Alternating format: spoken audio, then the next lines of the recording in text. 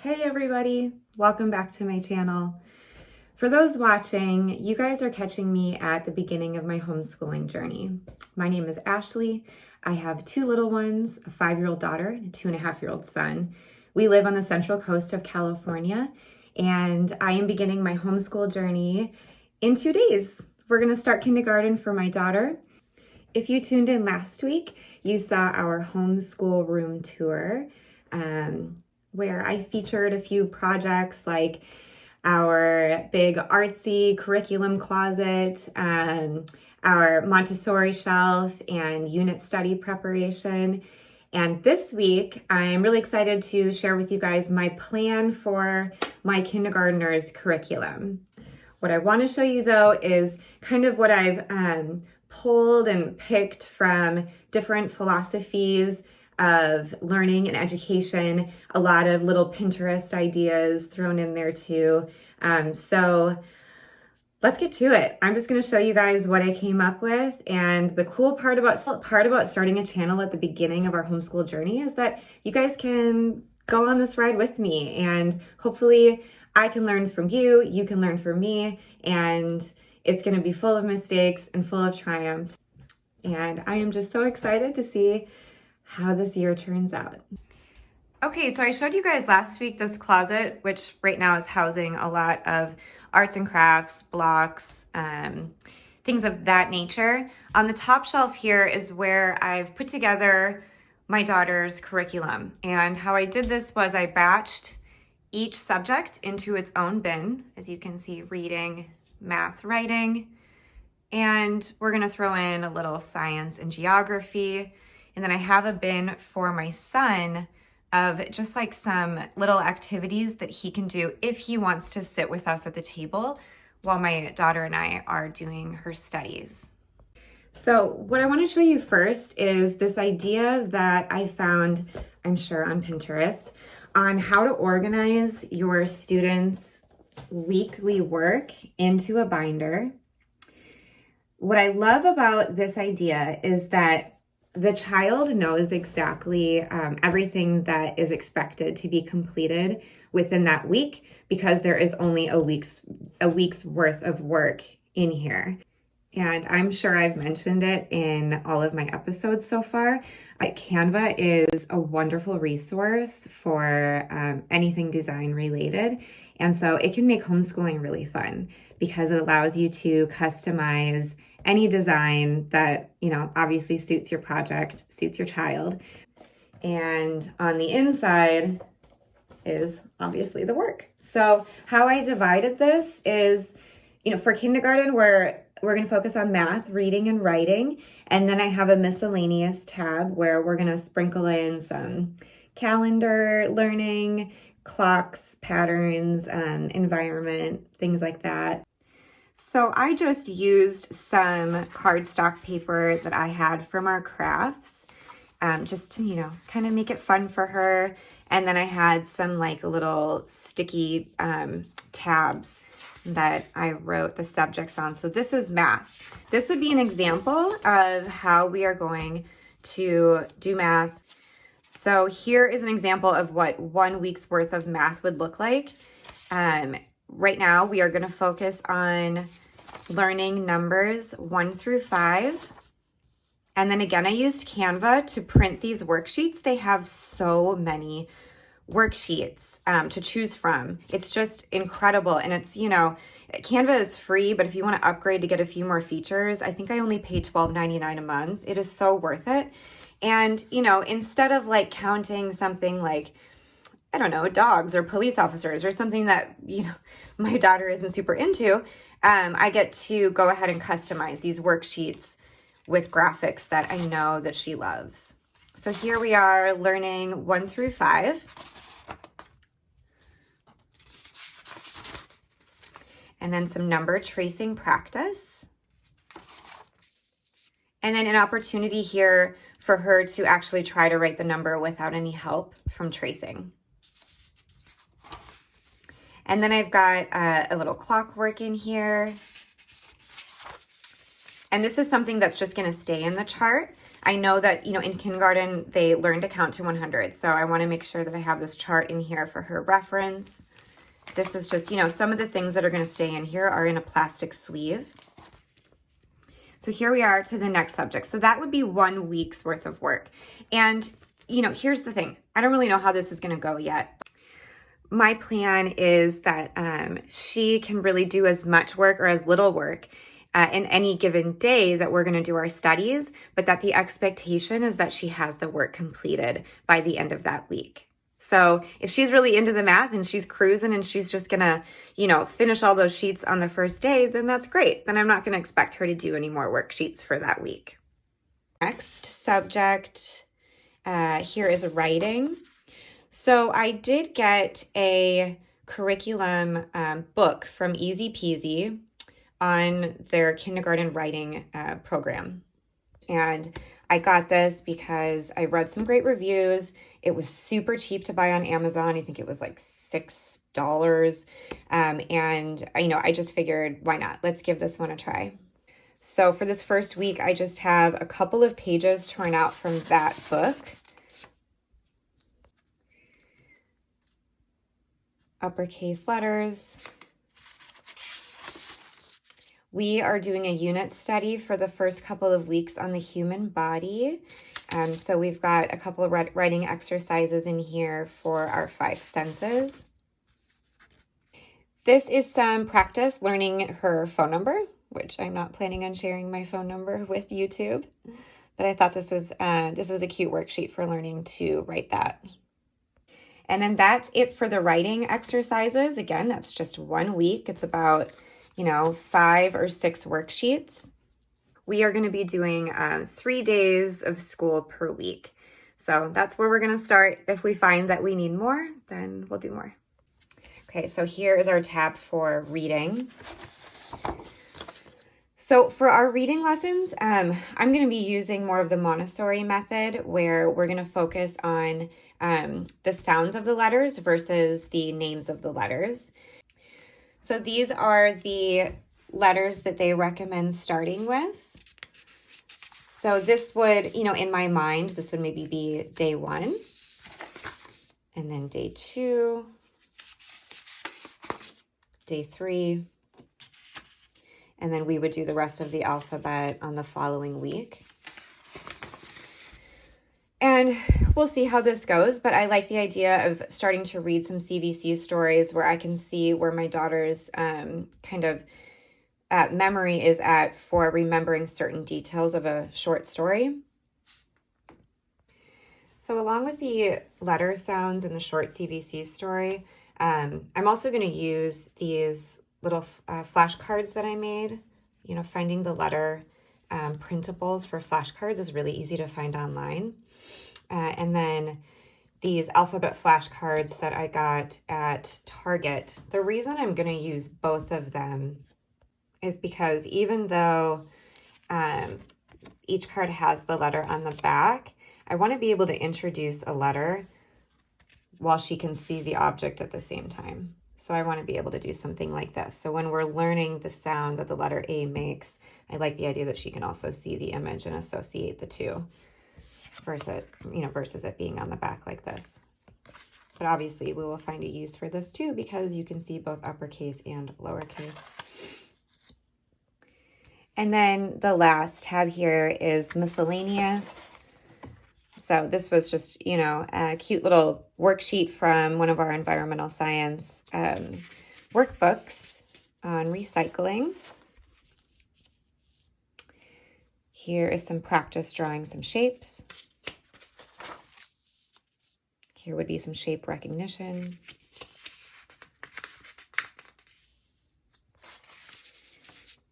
A little bit more writing exercise here and matching the weather. And I thought it would be cool as an introduction to geography to print off a map of our town that we live in, so that she can start learning about, you know, all the different recognizable stores, landmarks, people's houses in our town, and how to navigate her way around. So while I was at it, I went ahead and made one for my son as well. I don't expect him to sit down and really do any work. You know, I think all of learning, especially before the age of 5, should be 100% play-based. But I do have some fun little worksheets in here, mostly just coloring. He loves dinosaurs like every boy, it seems. Some pre-writing practice, you know, the alphabet, I guess. We'll just throw these things in here, and if he wants to sit at the table and hang out with his sister while she does her work, I just wanted him to have something that made him feel like he is a part of it as well. Again, everything on Canva, all these worksheets, it's just amazing. So what I wanted to do was take you guys through some of these bins that I put together. And while most of her work is really just kind of going to revolve around the binder, I wanted to make sure that I'm putting in some like fun hands-on activities, different ways of learning. I don't know how it's going to go with my daughter sitting at a table and doing, you know, pencil to paper work. She is very active, very athletic, and, you know, I just, you know, we will see how this goes. And I may very well find that she would rather be learning more with creating with her hands and with some more entertaining objects. So I put a few things together, and maybe you'll get some great ideas from this. So this is our reading bin. This by far has the most like fun stuff, different activities. I also made sure to grab more of these from Target. Once we learn our letter sounds, then we're going to move into some CVC and sight words. But I do have kind of a much more alternative reading plan in place. We're going to be using the Charlotte Mason method for learning how to read. And I'm really excited once we get there, once we get through the letter sounds, some of these shorter sight words and CVC words. I'm really excited to do a video on how the reading lessons are going using the Charlotte Mason method. Yeah, so Target really has so many great homeschooling resources that are super cheap. I'm not exactly sure what we're gonna do with these, but I figure just having as many like letters in different sizes and you know, different variations would be fun for her. So I grabbed this thing from our Scrabble board, got some Scrabble letters here, and maybe building some words this way could be fun. So I know that you can find the Montessori alphabet online. It's in these blue and red letters for consonants and vowels, but they're beautiful but very expensive. And I found these letters at Michael's for only $11.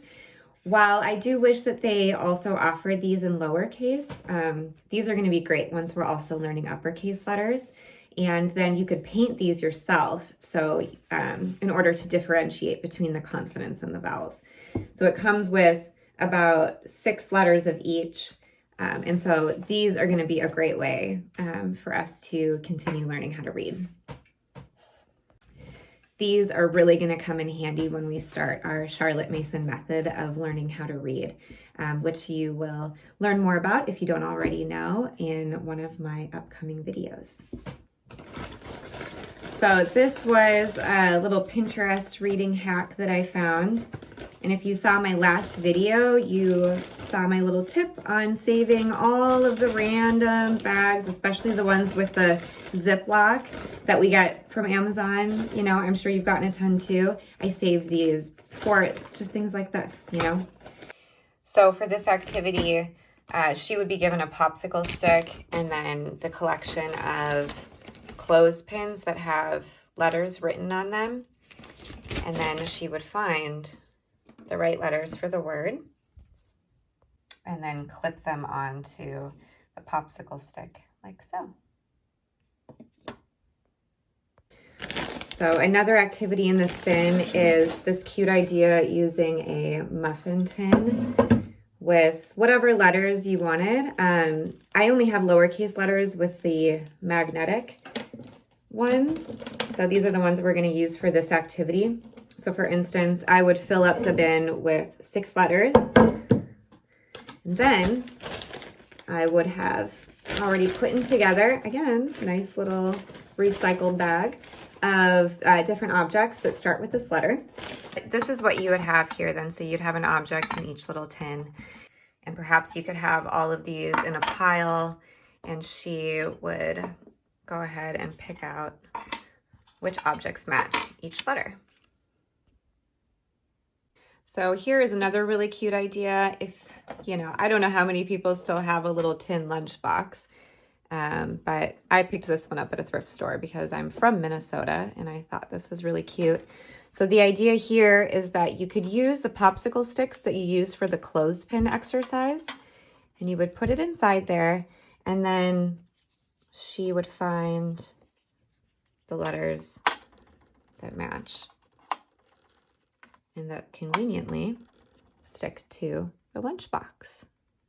So pretty cute idea. All right, and this last little reading activity that, again, I'm sure I found on Pinterest, is a really great way to use these blocks that, you know, both my kids have kind of grown out of. They're on to Legos now. So here you would choose some of these bigger blocks to write out your smaller words, and then use the single blocks for your letters. And she would then go through and find the letters that match the word and build them. So we are almost to the bottom of this reading bin. I grabbed some of these Post-it notes because I saw on Pinterest that you can do a uppercase, lowercase recognition exercise with just like a whiteboard or even just like a wall. Well, you wouldn't use a wall. You wouldn't write on a wall, but a whiteboard or chalkboard. And so you would write on the board, maybe the lowercase letter, and then on each Post-it note would be its matching uppercase letter, and the kids can, you know, use the Post-it notes to match the letters. So I had originally bought the Easy Peasy reading workbook as well, because again, it got good reviews. It was very affordable, but I decided after reading more about the Charlotte Mason method that I really wanted to try that route first. And so I'm going to return that workbook. We're not going to use it, but in the meantime, since I don't have a curriculum this year for reading, we're going off of all these little activities I just showed you. I wanted to go ahead and get a couple of workbooks so that for that weekly binder that she'll be using, I can pull from here some different activities. Okay, so I want to show you our writing bin, what I have going on in here for kindergarten. So I found this chalkboard probably at Michael's, and this is actually going to be really useful for our reading lessons with the Charlotte Mason method. But in the meantime, this was kind of a cute idea. This is a good thing for my preschooler too, but I attached some of these cards that I made of just different lines, and attach the piece of chalk. So this activity is really kind of like a Montessori activity. It's just ready to go for them. It's pretty straightforward with these instructions. And so they can use the chalkboard to do that. But I think also with our writing, lessons every day, this chalkboard is going to come in really handy. Again, I did go ahead and get that kinder writing curriculum workbook. So we're gonna use this. From the looks of it, I think it looks pretty great. Again, I'm just gonna be pulling a few pages from this a week for her binder. I couldn't pass up just getting a little extra workbook at Target for practicing, her printing. So these are pretty cute. And again, Canva just has so many writing worksheets that you can customize and put all these cute graphics of, what your kids are into. So I really love that resource. These are great. My daughter and my preschooler, my son, love these things. So I love that they had a cursive one at Target. We'll definitely be teaching cursive handwriting. And this is a really cute gift that we got from her preschool teacher. So this would be like a Montessori learning to write activity that comes with the stick and had her name engraved. So she already knows how to write her name, but this is really cute. Okay, so I've got my math bin. I want to show you guys what I've got going on in this. I put one of her little bubble games in here because I feel like this could be a fun object to use for addition and subtraction. Don't exactly know how yet, but I think it'd be pretty simple to figure out. I threw in here a time and calendar skills workbook. I think of all the workbooks I got, I'm probably gonna really appreciate this one the most because I don't know about your 5-year-olds, but since she was, 3 and 4 and on, she has just wanted to know what day of the week it is, what month, what summer and spring and fall, and she's really trying to figure out time because they have such a hard time waiting, obviously. So I'm really looking forward to her starting to figure out her time and calendar skills. I've got a numbers set in here that I bought from Amazon, and I figured we can use the little chalkboard or our whiteboard, something like that, for some fun math number activities. Target has all of the flashcards for math, subtraction, addition, telling time. I really like the telling time flashcards. That's great. I did go ahead and just grab an early math workbook from Target for her. Because again, we're just not going with a math curriculum this year. I already had a whole thing of flashcards of just numbers, so these will come in handy. These go up to 100. We have a puzzle that no one's really using anymore that have the shape kind of blocks, so I figure these will come in handy for just learning that shape recognition. So for counting money, I collected a baggie of a bunch of coins, and then I found some muffin tin liners and wrote different amounts on each one. So I figured this could be a fun activity for her to first, of course, learn what each coin represents. And then we can start practicing counting money with these little muffin liners. Okay, and then the last activity I have in here, I know I'm a broken record, but these bags, man, they come in so handy. So this was a cute activity I found on Pinterest involving beads and pipe cleaners.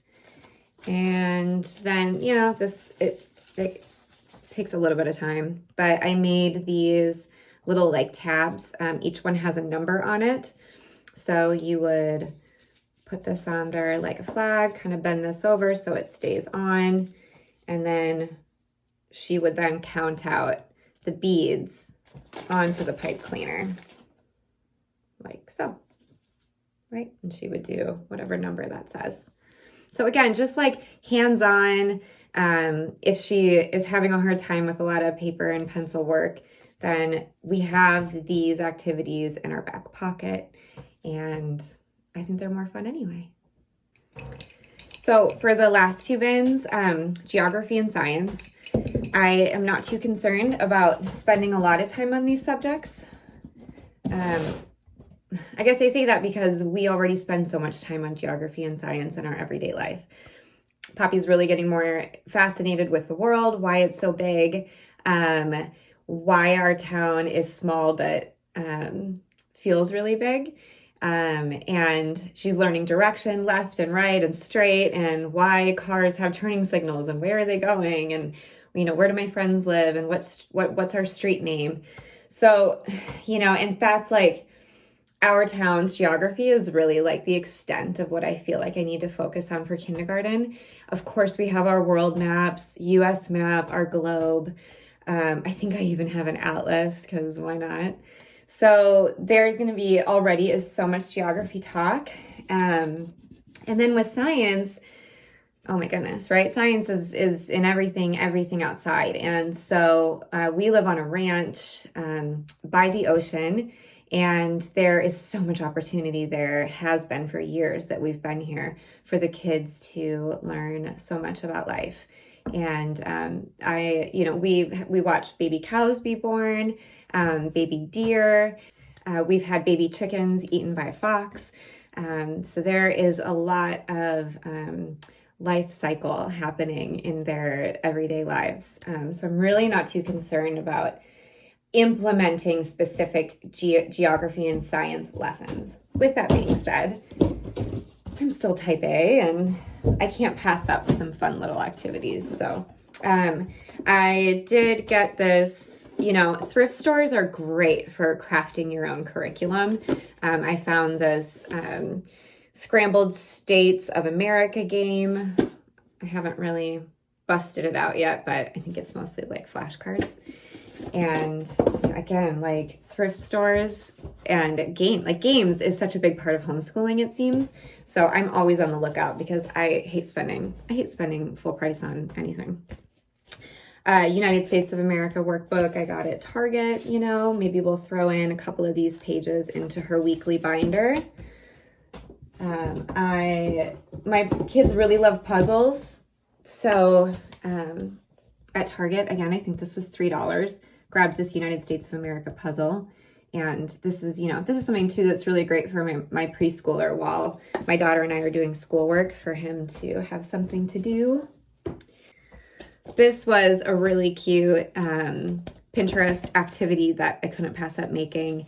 So it has, each page here moves like outwards in. So you've got your planet, your continent, your country, trying to look at this backwards, your state, your town, and then your house number.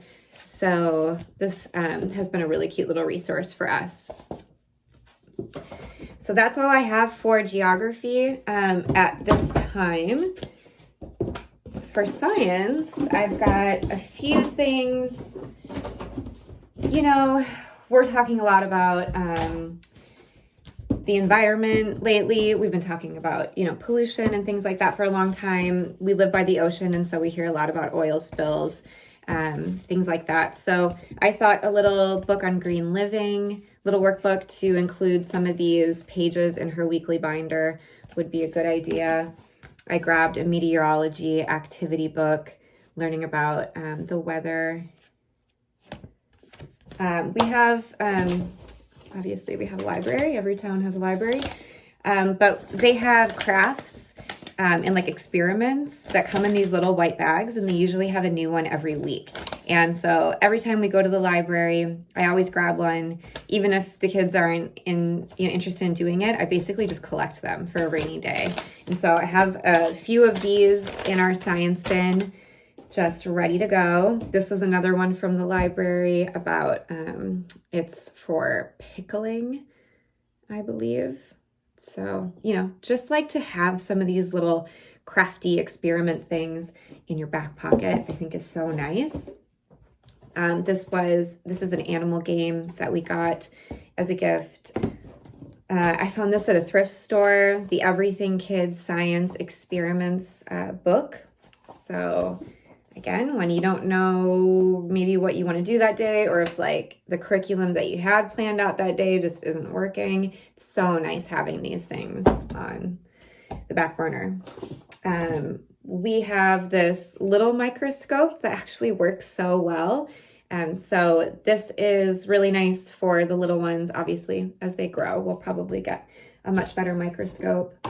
I've got a couple of magnifying glasses in here, and more library experiments and crafts. So that's our science bin. But, this is what I'm looking at right now. So it's kind of hard to see through the screen right now, but there's a family of deer that I'm looking at right now. And we've got baby cows up on the hill that were just born. So again, I'm just really not concerned about the science aspect until their questions start getting a lot bigger. So we'll go from there. Again, we are just starting out. I don't know how this is going to go. I'm excited to find out, and I'm excited to have you along with me for the ride. Hopefully, I've given you some good ideas. Again, Pinterest, Target, Canva, like those have been my top 3 resources. I really hope you guys join me next week. I'm going to be sharing our unit study on the human body. I just finished the chalkboard design and the Montessori shelf. I'm going to be like cycling in new activities and new books, and I'm really excited about this first unit study to see how it goes, see how much the kids like it. And so please join me next week. Every week I'm also going to be sharing a little tip or hack of my own. And so this week I wanted to share something that me and the kids did when I don't know, I was probably lacking things to do. And I had this idea. We have a bunch of canvas that they had already painted on, and I kept saving it, not really knowing why I was saving it. I didn't want to buy more. And so I figured, well, why don't we just paint them all white again? And they love painting, especially when it's with real paint. And I'm crazy. I let my kids do it. I've been letting them paint with real paint for a long time. So I got them set up out in the driveway with a big piece of cardboard and some white paint and a brush and a roller, and let them make those canvases new again. So that is my mom hack for you this week. Have a great week, everybody. Thanks so much for joining me today. Please like this video if you got some good stuff out of it. Subscribe so you never miss an episode, and I will see you next week for the human body unit study.